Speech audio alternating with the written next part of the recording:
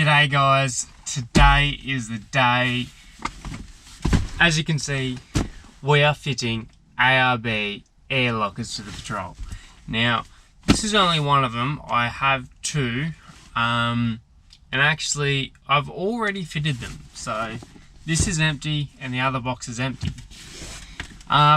So first of all, before I start the video, there was a little issue when filming and with the GoPro or the SD card, either one, a little bit of the footage got deleted or it didn't film at all. So a little bit of the start and some bits in between me fitting these lockers has just disappeared. It's nowhere to be found. It's not even in the cloud. So sorry about that, but I'll try and do my best to put this video together as best as I can to show you how I put these in and what happened. So yeah, basically we are fitting these ARB air lockers to this Ford Maverick or GQ Patrol, whatever you want to call it. This has been a long awaited mod. Cost a fair bit, but it's going to be game changing. Now one thing also, I'm not using GQ diffs. I've gone the route and saw some GU diffs out of a GU Patrol. It was a, what was it? ZD30. So that had blown up, so I was able to get those diffs and we're going to rebuild those, put these bad boys in and hit the tracks. So hope you guys enjoy this episode. Like I said, there's some footage that's missing, so there'll be some clips missing, but I'll do my best to put that all together for you. So sit back and enjoy the road of me putting in these lockers. It'll be a couple of parts of these videos, so parts fitting the rear, front, rebuilding, and then wiring it all up. So let's get straight into it and put these lockers in. Let's go.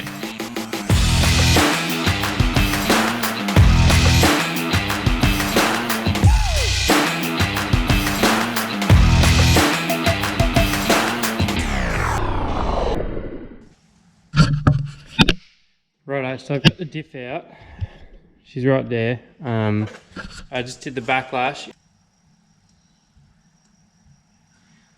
0.04. There's backlash on that. There's 0.04 on this, so it's a pretty good diff actually. Now it has some weird green diff oil I've never seen before. I've seen blue stuff, I've seen yellow stuff and red stuff. Never green.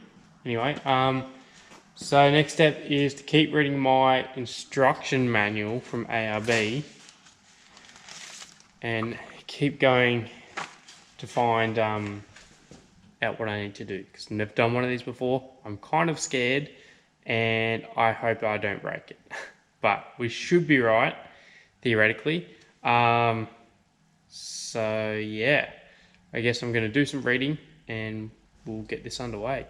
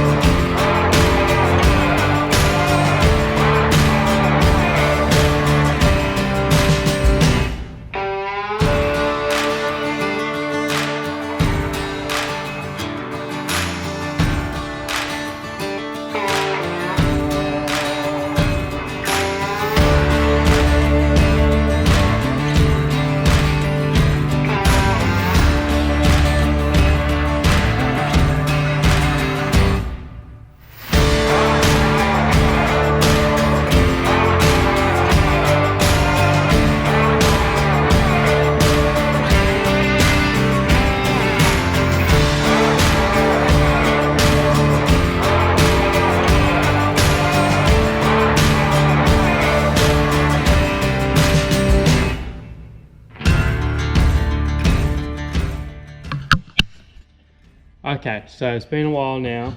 I have taken the old LSD out. We have the locker here, and I've put the ring gear on. Now I've torqued these all to the correct spec. Now the next step is to put my bearings on the locker. So basically I'm just going to grease that up, go over to the press over there and press the bearings on. You guys have all seen me press stuff on, so that's pretty understandable. So I'll see you guys back when I've put the bearings on, and we'll see what other time lapse I'm going to do, because this takes a long time, so I'm not showing step by step, and there's plenty of other step by step videos online if you want to go watch them. Plus I'm not very good at speaking very technical. Just a bit of Loctite and some paint pen, that's about it. Righto.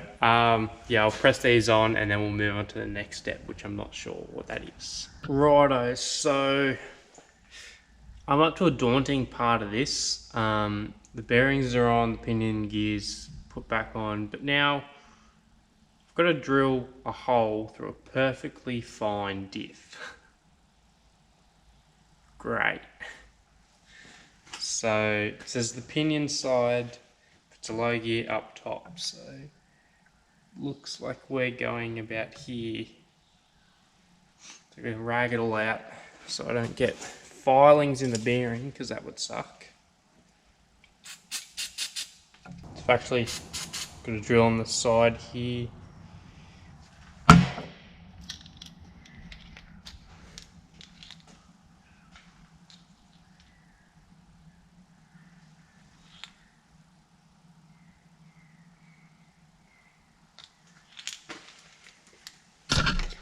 I'm going to go there where that dot is. Punch it out.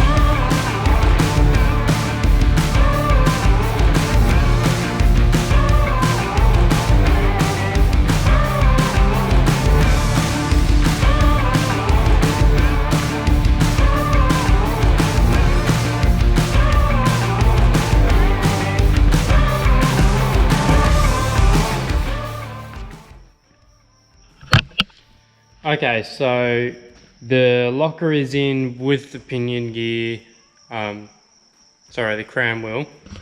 Bearings are on, and we've just put the bearing caps on just hand tight.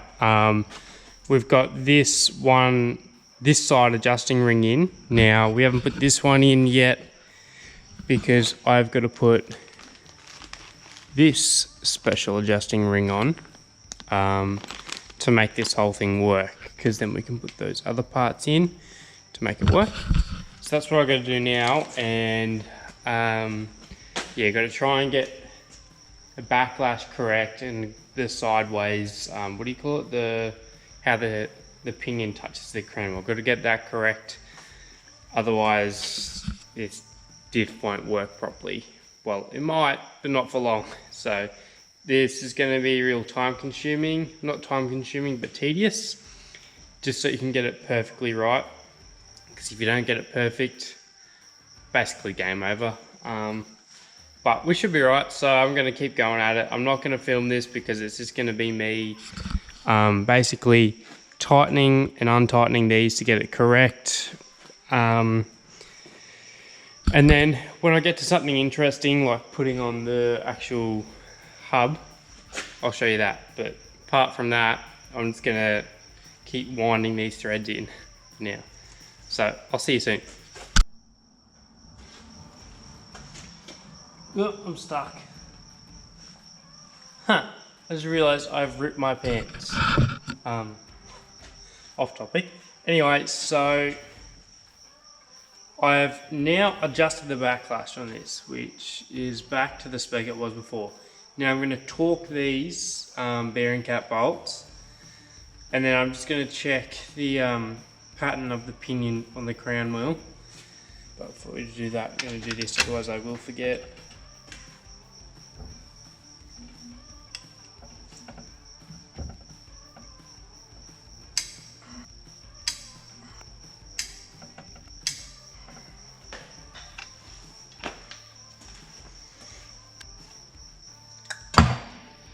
Righto, just marking these, say I've done them, and torque to spec.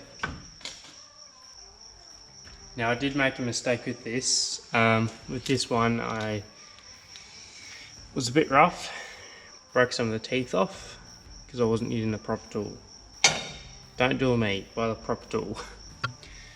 Okay, so this next bit is pretty important. Now I was doing a little bit of research on this. I wasn't understanding the instruction manual very clearly, so we don't put the locking nuts in yet. We're going to put in this little, I don't know what you call this, the bit the air goes into, and these O-rings. So what we have to do is we have to get these O-rings and install them inside here. So basically you need fairly clean hands for this. Now we're going to cut this open and we're going to lubricate them first, and then we're going to clean this, triple clean this because it needs to be absolutely clean as a whistle. And we're going to put the O-rings inside this bit here, and I can see there's paint inside this, so that is why we're cleaning it. And then once we put the paint on this, you can slide it on there. So I'm going to lube these O-rings up first and check they're not broken.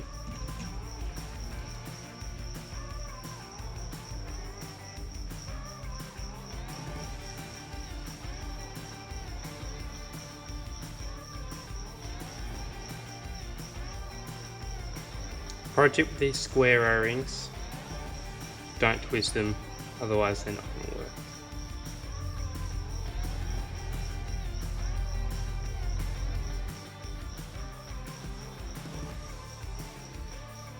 There we go.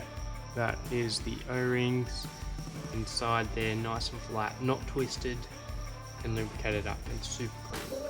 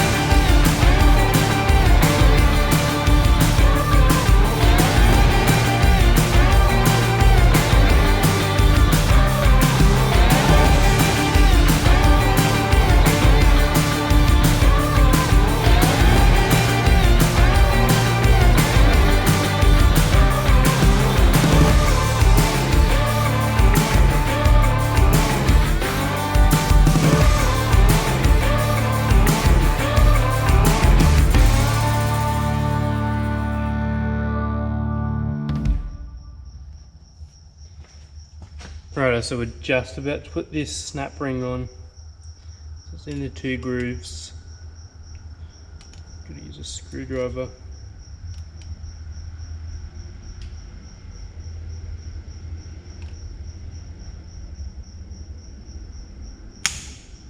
It's deadly.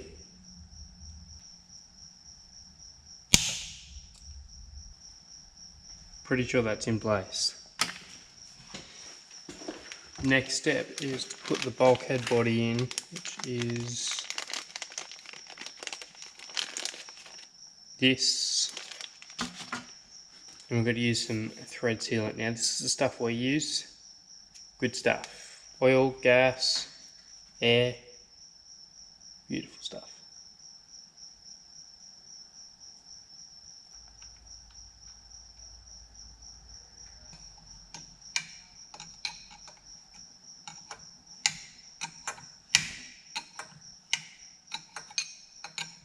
There we go. Now, I've got to figure out how to get this in that hole we did, we what do you call it? We drilled it here.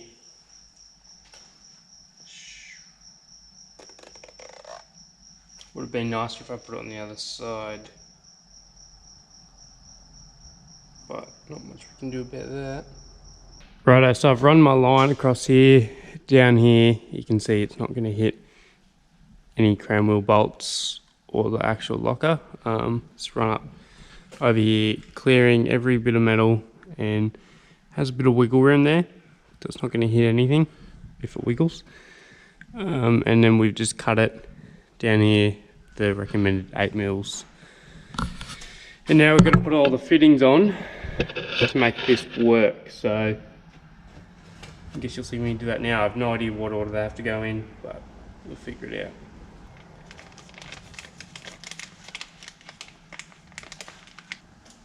Small O-ring, brass spacer.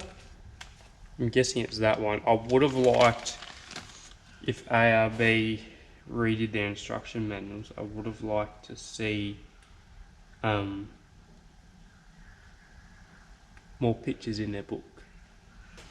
Next O-ring, compressing nut. That would be this one, with just a little, I think that's the center for compressing nut.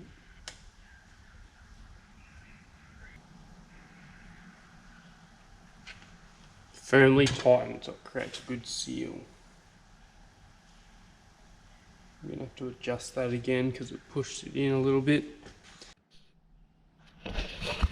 Okay, so I've done all that, and you'll probably notice, why is it so dark in here? Well, we've got a scheduled power outage for today, so it's going to be a little bit different. There is like skylights in this shed. The other shed there is no skylights, but I can open the back door, which is a roller door, so get a little bit of natural light in there, but other than that, just using some torches. So we have finished the diff, well, the center. So you can see I've run my Airline there, not touching anything, runs down into there, not touching anything, and out through the fitting there. So that's sweet. Now I've just got to put that back into the diff housing, and then I can put the axles in, and then that diff will basically be complete apart from paint and new parts, because I'm not going to put the rotors on until I paint it. So yeah, I'm just going to put that in that rear housing, put the axles in. That should be another hour or so, and then we can start working on this big front diff here, which will be a lot longer because I've got to do the swivel hubs and all the bearings and that. So we'll see how we go. I'm pretty sure I'll be right, but we'll get there eventually, eh? Put this on time lapse me putting that back together. And actually, when I looked at the footage last night, I think the SD card reformatted halfway through filming, so I'm not sure if I lost all of that footage from yesterday when I was taking the diff apart. So I'll put it on time lapse, and if the footage isn't there, just put that in reverse and you'll be right. Righto. I'm gonna do this, and I'll see you guys when we start the new diff.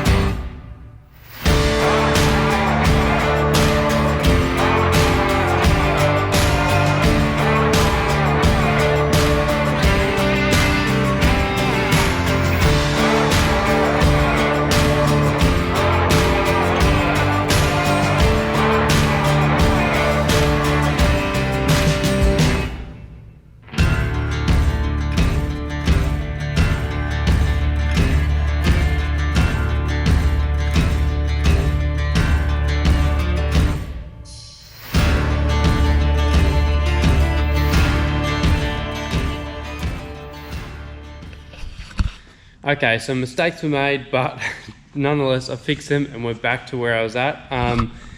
Those rear axles are bolted up and they're in, which is sweet. So the diff should now work. It's resting on the axle stand, but see if I can lift it up. It's a little bit hard for me to do that. I'll do that later. Anyway, so it's all back together, bar the rotor and the brake caliper and the brake pads, obviously, because I want to paint this later on, and I don't want to paint the calipers and the rotor because there's no point. I might paint the calipers a different color, but I just don't want to paint them black, and I'll be fine the way they are. Anyway, so we're going to move on to the front diff now. Righto, so thank you guys so much for watching this part 1 of the locker install. So basically, we fitted one of the lockers, and we've still got to fit the front locker and rebuild the front diff. Now, you'll notice that at the start of the video, you missed me pulling the rear diff apart. The footage was lost, obviously, and I also forgot to put in where I reinstalled some new rear axle seals, but I guess you'll see in the next part on how to fit axle seals in the front diffs, maybe, if that footage didn't get deleted like half the other footage. But yeah, hey, there's my cat. So I'm filming in here because it's so windy outside and the shed is dirty, so that's why I'm in here. But yeah, so this is the first locker install. Follow along, you'll see the next install for the next one, and then I should be doing a wiring up and like a compressor install and all the lines and that. So keep following for part 2, and thank you guys so much for watching. At the end of these videos, of this little series of the locker install, there will be a review of them, cost and all of that, and any specs that I'm using. I think I'm going to link them down in the little comment section sort of thing, whatever you want to call it. So yeah, if you've got any questions, just shoot me a comment and I'll try and reply as fast as I can. And if you could subscribe, if you're not subscribed, leave a like, that would be much appreciated. Help us all out. Right, so stick along for part 2 of the locker install, and I will see you then. So cheers guys, see you in the next one.